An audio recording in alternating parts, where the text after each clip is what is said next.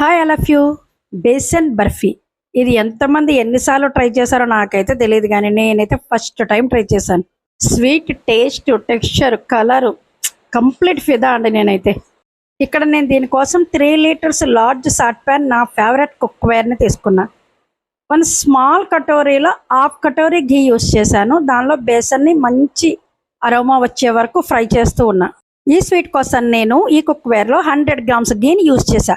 అదే normal cookware అయితే మీరు కనీసం ఒక 500 గ్రామ్స్ పడుతుంది అనిపించింది టెక్స్చర్ షేపు రావడానికి. సో కొంచెం దగ్గర పడ్డాక దానిలో తగినంత జాగరీ పౌడర్ని యాడ్ చేసుకున్నా. చాలా మంది షుగర్ కూడా యాడ్ చేస్తారు, బట్ నేను జాగరీ యూస్ చేసుకున్నా.